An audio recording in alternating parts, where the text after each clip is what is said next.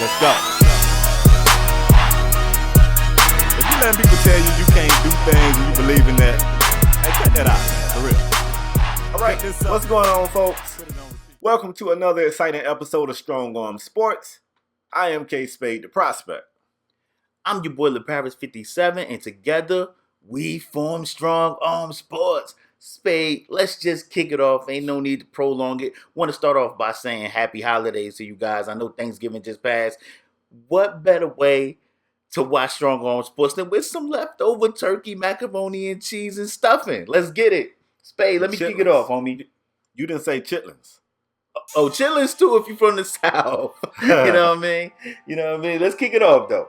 All right, let's go. I want to start off with the NFL. Let's start with the NFL. And I got a question for you, Spade. So I'm looking around the league, and I'm like, I see something intriguing.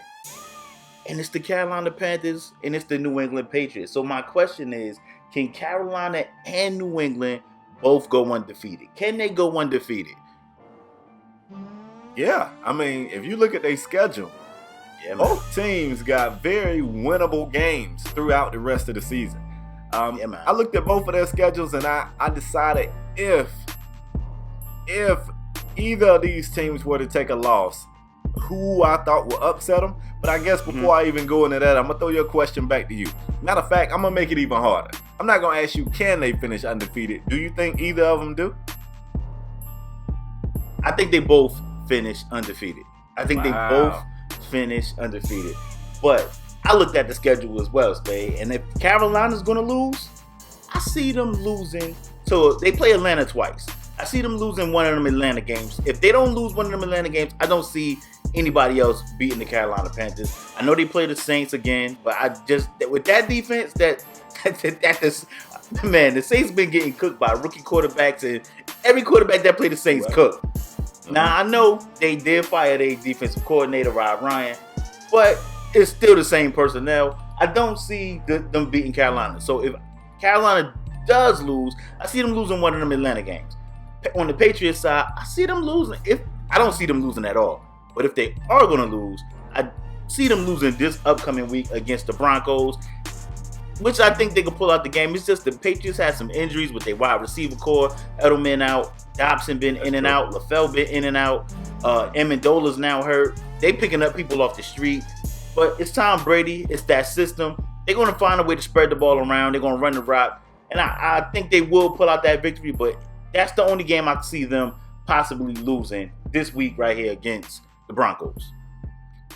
Well, I actually went through and I gave each team a loss.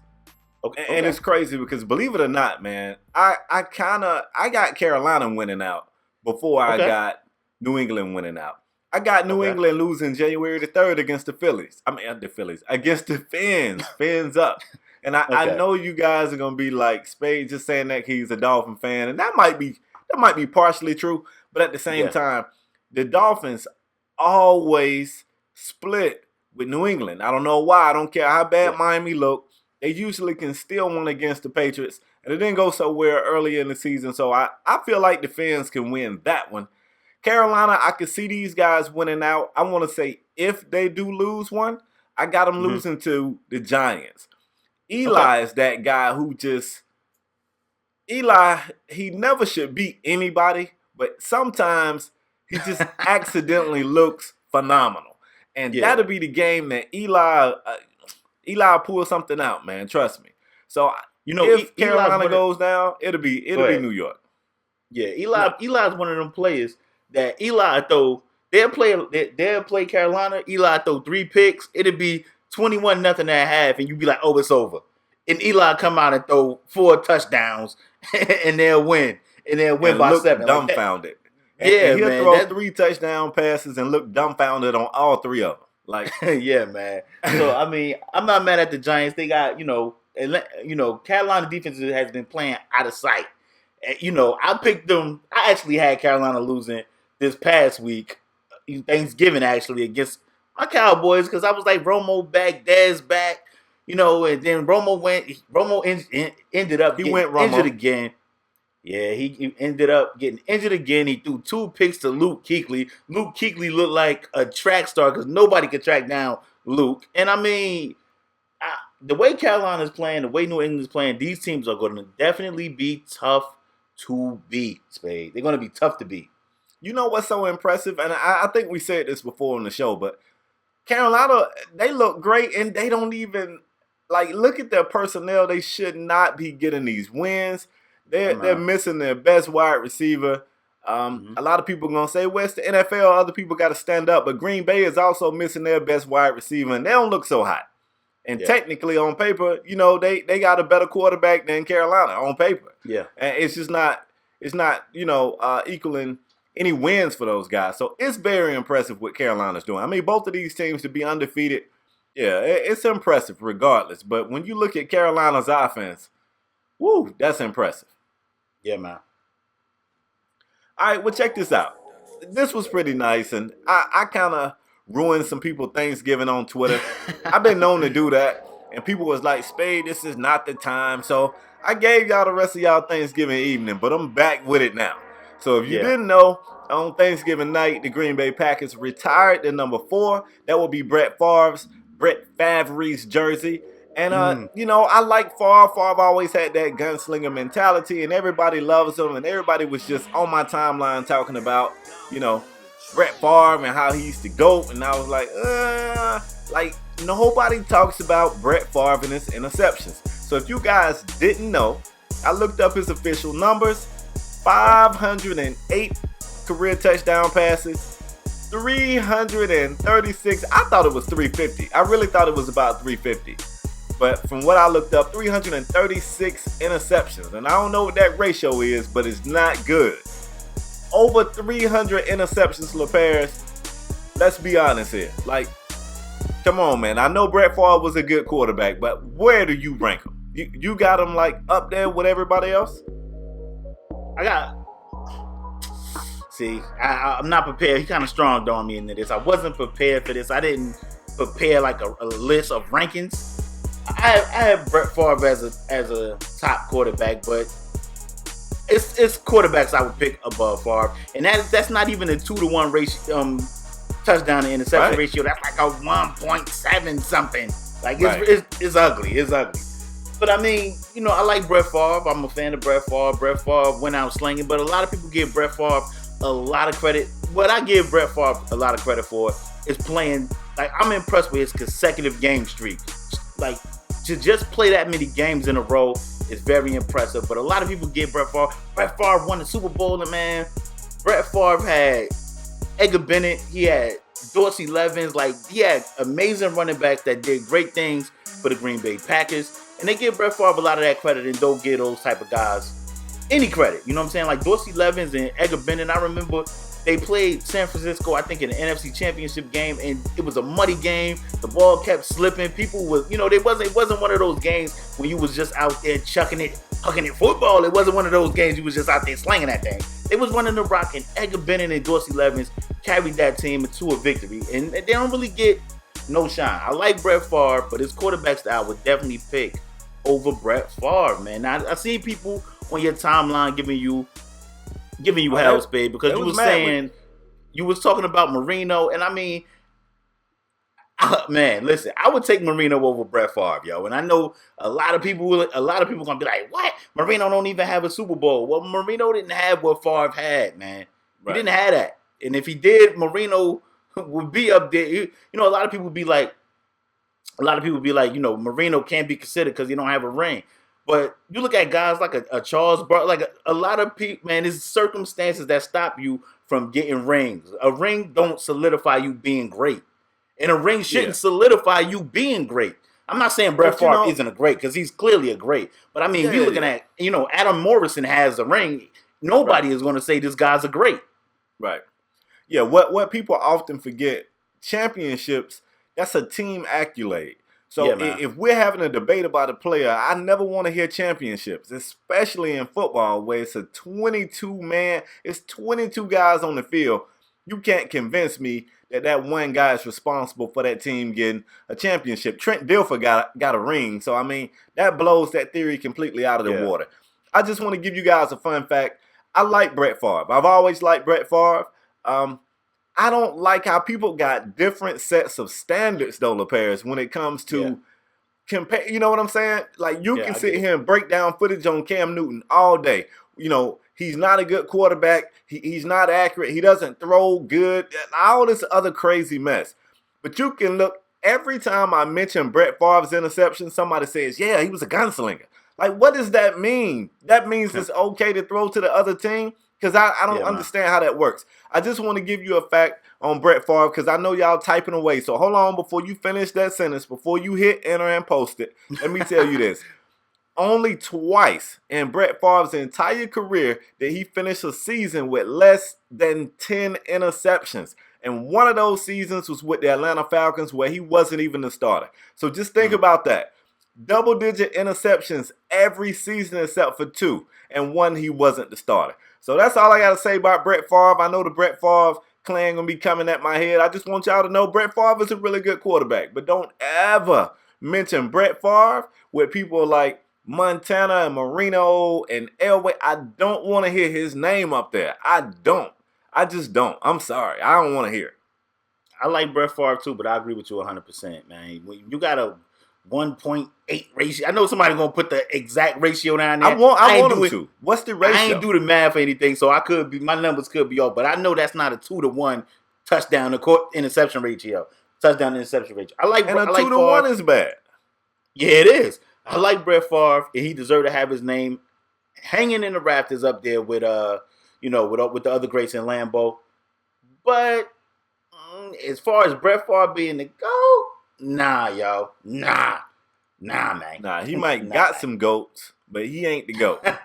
Yeah, man. You ready to move on? Yeah, let's go ahead. All right. So, Spade, we're gonna stay in the league. We're gonna stay in the NFL. You know that's where I want to be anyway. Mm-hmm. We're gonna take a trip to Philadelphia, right down the turnpike by me. I think you gotta take the I-95 north. You know what I mean? But, you know what I mean? We're gonna talk about Chip Kelly, Spade. So rumors are circulating that Chip Kelly, they're going around that he may be about to be out and go back to college football. A lot of people saying he's going to Rutgers. Let's go, are you? A lot of people saying he could show up at Rutgers, Penn State. Like the schools are coming out of the woodwork saying, Miami. The rumors are coming out the woodwork of schools where Chip Kelly could possibly go. My question is, Spade, would you let Chip Kelly leave? What is going on in Philly over there? Because I want to go in, but I want you to go first. From what I've heard, basically the honeymoon is over. When you meet somebody new, a lot of the stuff they do that irk you, you take it. The stuff you do that irks them, they take it. After a while, that mess wear off and that shit get on your nerves. So the word on the streets, the rumors is, people in Philadelphia kind of falling out of love with Chip, and Chip kind of falling out of love with people in Philadelphia. And I don't know if you guys know this, but Philadelphia is a tough city to lose in. Ask Charles Barkley, ask Allen Iverson.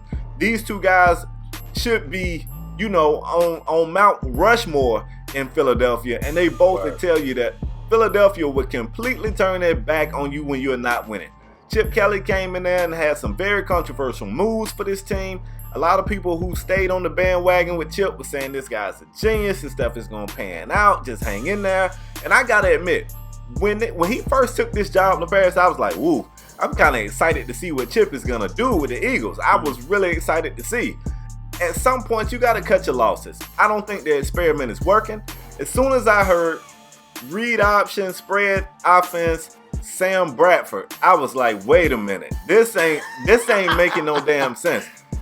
Ain't no way you taking a guy with a bad knee to run that offense. I knew right there was a problem. Another thing, you get in DeMarco Murray, and everybody says the reason why DeMarco don't look good in Philadelphia is because he's a north-south runner. They need a runner who's fast around the edges. You mean like the guy they just shipped out of there? Like, I don't know what they doing. So I still think Chip Kelly's a really good coach. This ain't working out. So would I let him go if I'm Philadelphia? Not only would I let him go, I help him pack his shit, and I would get him out of there. And if I'm him, I'm realizing, you know what? I done pissed a lot of people off. I have made myself look like the evil genius, and they about to realize that I'm a fraud. I better get out of here. One last point before I pass it back to you. If he does indeed take a collegiate job, this thing could get weird because, off-season recruiting and all that starts before the NFL season is officially over. So he might have to dip before the season before the season even ends. So I don't know, man. This is gonna be weird. If I'm feeling now, I understand you said the people at the top want Chip Kelly out of there. That's just Let the me tell you rumors. something. But that's the rumor. I'm gonna start at the top. First of all, you guys gave Chip Kelly this control. You gave him all this control. You let him blow the team, literally nuclear bomb, blow the team up. Like y'all just let him blow the whole thing up. Ship out Macklin. Ship out Macklin. Ship out Deshaun. Ship out Shady. Ship out Nick Foles. And I ain't saying Nick Foles was it, but y'all got him out of there and traded him for Sam Bradford, who we all know. If it's one thing we know about Sam Bradford is what, Spade? He gonna die on the field. Yeah, he ain't gonna make it. He gonna die. He gonna die on the field. But let me tell you something. Chip Kelly, the nerve of Chip Kelly, if this comes from the top, I completely understand. But they gave him this power, so I don't like it. Chip Kelly needs to stay. He needs to stay in Philly, and he needs to figure it out. I'm gonna tell you why. Yeah, man, he need to figure it out because he was the one that brought in these pieces that don't fit. You ever played a puzzle? It's matter of fact, I'm gonna give you a better analogy. It's like Tetris, and you need that one long block, but that L-shaped block come down and it just mess up the whole board. That's Chip Kelly. That's what Chip Kelly did to Philly. They was looking for that long straight block, and that L came down. And that's Chip Kelly. You had Shady, who actually fits your system, a speed back that can get to the corner, get to the edge, and turn up. You had Nick Foles, who wasn't bad, but wasn't excellent, but could at least be on the field. He actually got his job. I know somebody going to be like, well, he actually got his job took in St. Louis, but that's neither here nor there. You trade for Sam Bradford, who's definitely not on the field right now. You let Deshaun go. You let Macklin go, two of your best wide receivers, and you keep Riley Cooper. Now, I like Jordan. I like Matthews. Not two of your best. The two best. Yeah, and I like Matthews, and I like Aguilar. But, I mean, they young wide receivers. You could have kept them along and groomed them. But, Chip Kelly, these was all your decisions. So, if this thing ain't looking right and this ain't what you thought it was going to be, it's your fault, bruh. So you need to stay and figure it out. And if I'm management in Philly, or if I'm a Eagles fan, I'm looking like, oh, now he gonna bounce, so now he gonna leave this group of guys that don't even fit in his system that he brought there to fit in his system, and you're gonna give it to somebody else and let them figure it out. Come on, man, that's messed up, yo. That's messed up, yo. That's I don't know if I agree with you, bro. Man, that's messed up, man. You watching somebody, they in your kitchen, they cooking. They start off and they telling you, go get me some, wild stuff. They telling you, like, go get me some buttermilk and go get me some sour cream. And you like, all right. So, yeah, you giving them complete control because you trust them. You don't have no choice but to trust them. Halfway through, when the cake pan is in the oven and it's oozing over and the shit look like a monster's growing out of the pan, you don't have to stay until that dish is done. You can say, go ahead and cut the oven off and throw this mess in the trash. It ain't working. But you saying because they gave them all that trust in the beginning that they got to stick with them. Man, once you realize that the plan, just because you made a mistake a couple of years ago don't mean you got to keep with that mistake. Spade, you can say, hey, that's a mistake. I want out. Spade, they was good. They was good a couple years ago with Andy Reid's talent. This is his talent. This is what he brought in. It's only been 1 year under Chip Kelly with the people he brought in. He better stick it out and figure it out. It's only been 1 year with his people. So we got to tell the fans. Yeah, he needs to wait. He needs to figure it out. He got to figure it out, man. And the people he was winning with was Andy Reid people. Huh? What are you going to tell your fans? If you upper management, your fans are pissed, your team out there getting destroyed on the TV, what you gonna tell your fans? I know it looked like he don't know what the hell he doing, but since we took a chance on him, we gonna stick with him. So you're gonna give somebody? So he brought these guys in, Spade, for his system. You're gonna throw it to somebody else to change the whole thing again?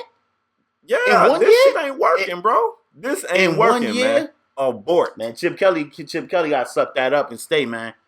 It's only been 1 year under his system with his people, yo. It's only been 1 year. Okay, now you want to be out. So it get a little hot in the kitchen, and now you want to bail. That's messed up, yo. That's messed up. You paid agree with the Paris on this. You paid DeMarco that money. I want y'all to let us know that money You brought in Sam Bradford. Y'all like what LeParis is saying? Stick with it. Do y'all feel like it's time to abort? I say abort. I'm ripping the cord on the parachute. It's abort.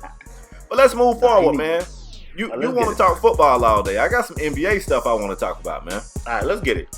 The Golden State Warriors have been laying the right hand of fellowship to any team that get on the opposite side of the tip-off line with them. And they look super powerful. I like what they doing. I said, yeah, man. I agree. I like it. It looks good. What I'm not so crazy about is people can never just live in the moment. Anytime they see something good or great in the moment, they got to compare it to something good or great in the past. And right about now, the current Golden State Warriors are drawing comparisons to the Bulls team. That's all I got to say. The 72-10 Bulls team. So the question I got for you is it possible that the Golden State Warriors could beat that record of 72-10 this season? Now, I'm going to sound like a complete hater. I'm known for being a Chicago Bulls fan. I am a Chicago Bulls fan, man, and absolutely not, Spade. They're not getting that record. They're not getting that record. Like, let's just stop it. Do you, y'all, and you know, it kills me. It kills me to my core when SportsCenter and all these other sports media outlets want to compare these. The Warriors are playing exceptional. They are playing amazing. Really are. But do you hear 72-10, 10 losses, Spade? No way the Warriors get that record, bro. No way in hell. No way. Now, I see them. They can get close. I'm talking about 68, 67, 69. I don't see them getting 70 wins. Yo. They damn sure ain't getting 72 wins, and they damn sure ain't getting only 10 losses. Spade, they are not getting that record. I agree. I actually agree. And I'm going to tell you why. The current dynamic of the league is so tough to keep a healthy team on the floor. And Lord knows I do not want to jinx this guy. Because if I do, the listeners of Strong on Sports would never let me live it down. But let's not forget, just a few years ago, Steph Curry was the dude with the good jumper but the bad ankles. And hey, man, he is one wrong move from being back down with bad ankles. And I hope it don't happen. I'm saying it right now. I don't want this dude to get hurt. Please don't get hurt, Steph. Because I don't want all these folks mad with me. But that's all it would take to derail this entire team. And you know, the Bulls 72-10 record is impressive because they won a lot of games. But it's more impressive because that team was able to stay healthy. And that's tough to do, man. It's tough. So I don't think they can. I'm not gonna say that. I don't think they will. I think they're capable. I mean, the way Steph is shooting right now, I think they're capable. All right, but here's my second part. You're gonna want to hear this.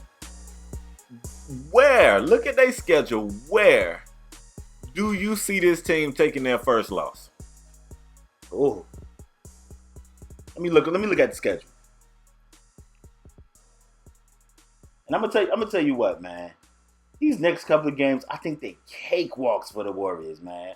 So you want to know what? I see them losing on Christmas to the Cavs.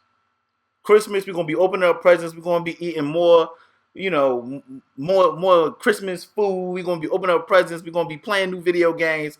We're gonna be watching some basketball, new jerseys. It's some Christmas jerseys they're gonna release, and I got them losing to the Cavs, yo. I see them losing to the Cavs. No, Mike. You want me to tell you why the Cavs didn't beat this team in the finals? You need somebody with some handles who can really put some pressure on Steph and his ankles. Somebody who can drive. Somebody who can make him work on defense. And I love Mo. Mo's a bucket getter. But Mo a knockdown shooter. If it's up to Mo, he really just kind of want to catch and shoot. That's really what he want to do. The pressure that it's going to take to put on him, I don't think the Cavs got it. But you know what? A few days after that, I got it. And you know what? Y'all never going to see this coming. I got their first loss coming December 28th to the Sacramento Kings. Who's their point guard, bro? Who's their point guard? Rondo? Right. Chill, and I know what you're thinking. Rondo going to put pressure on him? Nope. But Rondo gonna play better defense than probably any point guard he's faced so far this season. Rondo will be a pest. He would definitely be a pest. Mm-hmm. I like Rondo. Rondo is playing well this season, but see, that's going to depend heavily on if Boogie Cousins is back, because he out right now as we speak. Right. Cousins going to have to be there, man, for them to get that dub. But I see them losing to the Cavs, man. I think Bron going to turn up, and even if Kyrie ain't there, I think Delly could put one. We only talking one game. We ain't talking a series here, Spade. We talking one game. We talking one game, and I think Delly could put something together. Bump, he one of those guys that grab, pull, bump into you, just beat you up physically. And I think he could do some of that. We only talking one game. I see them going down on Christmas. I mean, it's going to be fun to watch on Christmas Day. But before we move on, Spade, I want to say something else too. All right. I think, the Warriors are on this insane winning streak. They done broke the winning record and everything, man. But I'm looking at their schedule, Spade, and I don't see them playing Oklahoma City. I want to see what Curry going to do against Westbrook, a defender. And I don't know if Curry's probably not going to defend Westbrook. They probably going to put HB or Iguodala on him. But just another guard. You better not. Just another guard that's going to be aggressive, right back at Curry.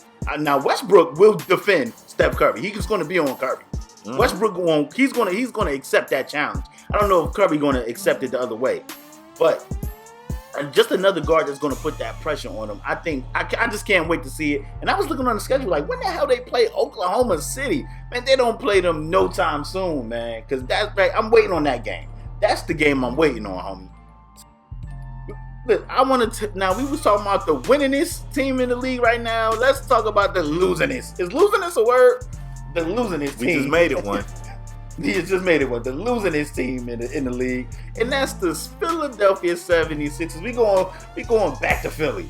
Sorry, Philly. This episode we kind of taking it. We kind of giving y'all that punch in the gut. But the 76ers. Go ahead, Spade. You better apologize, man. Word on the streets is 76ers got a guy that'll beat you up on the streets. So we're going to talk about that. We're going to talk about that too. But the 76ers are setting records the losing way at a losing pace. The 76ers just broke a record. I think it's like 23-24 in a row straight. 24 straight losses in a row. That's like the record for most losing games in a row in sports, not basketball. Sports, meaning football, baseball, hockey, sports. Like Philly just said that, man. What the hell is going on in Philly, Spade? I wanna, you know what? I wanna look out for their coach. Spade, let me go first. I was gonna throw it to you. Let me go first. Philadelphia has this coach that is well respected around the league. Popovich loved this guy. Michael Jordan loved this guy. A lot of guys that are NBA guys love this coach that's, the head coach of Philadelphia. But let me tell you something, Spade. We don't even know if this guy's a good coach or a bad coach because the upper management of Philly has continued to put this guy in a terrible place as far as talent-wise. Like, they drafting guys that they don't want to play the year they draft them. Embiid has been, why are they even... If they wanted to pay somebody to just sit on the bench, Spade, you telling me and you wouldn't have been better cheerleaders than Joel Embiid? Come on, man. It's just a waste of space and a waste of money for you to just keep drafting guys that are not even playing for your team. They don't even try and go get a free agent. They picking guys out of the D League. People get hurt. They're like, you know what? Just sign anybody. Get undrafted free agents so we don't have to. I just don't understand the plan in Philly. They keep saying trust the plan and all this, man. They are putting this coach in a terrible predicament, man. Like I just don't understand. I like Okafor and I like Noel, but you can't even say like, oh well, it's coaching or it's this or it's that because we don't know the plan. Philly keeps saying trust the plan. What the hell is the plan? We've been talking about this for 3 years, Spade. We still don't know the damn plan. It's been 3 years in running. Yeah. What's the plan? I mean, right about now, the plan is just to try to get as many number one overall draft picks as possible, I guess. If that's not it, to try to get as many bigs. I don't know, man. I feel sorry for Philadelphia fans. I really do. The Eagles suck. The 76ers suck. I don't even watch baseball, but the Phillies probably suck. And if y'all got a hockey team, they probably bad too. Philadelphia's in a bad state. The thing that's so troublesome about this team right here is it's such a historic team in the NBA. The 76ers was one of the great teams. And it's tough to see this team just, I mean, you got players fighting, man. Jahlil Okafor fighting hecklers.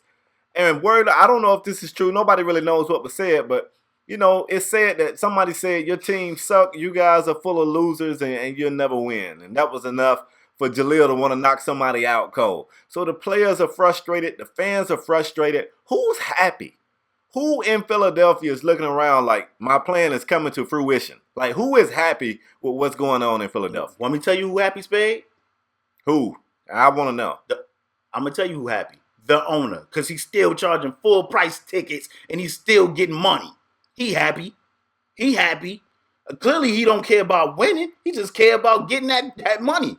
And you know what? They give him, you know what? I ain't even mad at Jahlil Okafor socking the guy because you want to know what? He's not a loser. Because Jahlil Okafor out there, he playing his hardest and he putting up good numbers and he's trying. You know what I mean? The guys that's on the court, you can't look at a Philly game and be like, man, these dudes ain't trying. They trying to win. They just don't have enough talent. But you know what?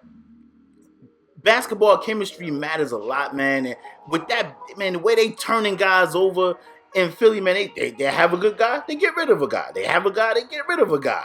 Like anybody they have that's talented, they get rid of. I wouldn't be surprised if Noel would be on the block, if Jahlil Okafor would be on the block before his rookie contract is up. I wouldn't be surprised at none of this because I just don't know what the hell going on with the Sixers, man. But I guarantee you what I do know, that owner's still making money. He's still making money. Let me ask you this. Which is, let's do the same thing we just did for the Warriors in their loss. Who do you see them getting a dub on? Who will be their first victim this year? Man, I actually looked at their schedule too, and I went down the list, and I was Spade. I'm talking about we damn near in January, man. I mean, it can't be that hard. We talking about an NBA team. These are NBA players, man. It's not that hard. They gonna it's get pretty away. hard when you Philly. It's pretty hard when you Philly. But I had them beating the Milwaukee Bucks, maybe? Sometime in January? The Bucks? Don't they play the Lakers somewhere? Yeah, like in 2 days, I think. 2 days. Put me down for that. And you go, Spade, they're not going to beat the Lakers, bro. Yeah, they will. Kobe shoots air balls every day. I guarantee you he find a basket that game. Now, Kobe going to shoot about 5 of 20, and he's going to shoot them out of the game. I mean, I just don't know what's going on in Philly, but we want you guys to do the same thing. Look at their schedule. Let us know, when do you have the Philadelphia 76ers getting their first win? Because, I mean, right now, I'm still looking, and I'm damn near in February. I don't even think they're going to beat the Bucks in January. I'm in February, man. And, man, it might get ugly for the Sixers, Spade. Really. I'm serious. It really might get ugly. It already has. It already has. You right. You right. But I'm ready to move on if you are, man. Yeah, man. Let's do our pick'em game for this week. And, you know, I like to move over to the NBA side. I want to run a pick'em game for the NBA. Let's go Houston Rockets versus Detroit Pistons. Who you got? Oh, but it's easy. Which team Dwight on? He's on the Rockets. Give me the other team. Give me the Pistons. Give me the damn Pistons. Because you want to know what? Andre Drummond is going to be a tank down there. And he's going to get Dwight 20 and 20. So give me Andre Drummond. Whatever team Dwight on, give me the opposite team. No shade at James Harden because James Harden, you my dude. I just don't like Dwight. So whatever team Dwight on, I want the opposite. Give me the Pistons. I mean, that's safe. That's a safe philosophy. I'm gonna disagree though, man. I've been on fire this entire season, man. And I just I look down and I'm glowing. I see my aura. So why should I doubt myself? So I'm gonna go with the Rockets. I believe James is gonna cook. I ain't just talking about it in his hand. I'm talking he gonna really cook. He'll drop about 50. He's going to do everything necessary to carry this team like he does in all their wins. Every Houston win means James Harden had to wear the back brace to work that day. and I believe he's gonna wear it to work. He'll get the dub. Oh, let me just say this too, Spade. Dwight Howard came out and said he's gonna play back-to-backs now. Back to back. Appreciate that, He Dwight. came out saying he's gonna play back-to-backs now, which he get paid to play basketball. I don't understand why he got to come out and say I'm playing now. Like, you should be playing anyway. You know Dwight what I mean? he must watch the show, bro, because you gave him hell about that back-to-back stuff. Yeah, man. He came out and said he's playing back-to-backs now. But let me tell you something, Spade. We work 5, 6, 7 days in a row. Do we get to be like, nah, we ain't coming in? You know what I mean? Because we work 6 days in a row, 5 days in a row. We get to do that, man. Nah, not me. Man, Dwight, boy, he's a lucky son of a, he's lucky, man. But you picking the Rockets, I'm picking the Pistons. Wait. You picked the Pistons. I picked James Harden. I didn't really pick the Rockets. I picked James Harden. I picked the Bears. Wait. So you win if James Harden cooks? That's not fair, bro. No. They don't gotta win the game. James Harden gotta cook. He's gonna cook enough for the Rockets to get the win. I just want to make sure it don't sound like I got faith in the Rockets. I don't. Okay. I got faith in James Harden. But the Rockets will win. But it'll be all James Harden. All right. Well, let's close the show out. Let's go strong on performer of the week, Spade. I know we had some football on Turkey Day. Let me know who's your strong arm performer, man. Well, man, I was laying there on that sofa, full as a tick, halfway gone with the itis, and I watched a game that just went completely different than I thought it was going to go. I watched Philadelphia. It better not be who I think it's going to be. It better not be who I... No. I walk off the set. What do you mean? Walk off the set. I watched Philadelphia, and I watched Detroit, and I watched them go at it. And I thought back to my great list of top 5 wide receivers. And I thought about the fact that I didn't put Dez Bryant on there. And I saw Dez Bryant did nothing that day. But this was earlier that day. I watched Megatron go off 8 catches, 93 yards, and 3 touchdowns. And on one of them, he turned into like a car in the end zone. He transformed. Give me Megatron for my strong arm performer of the week. That's crazy. Because my strong arm performer of the week is the guy that was throwing it to Megatron, and that's Matthew Stafford.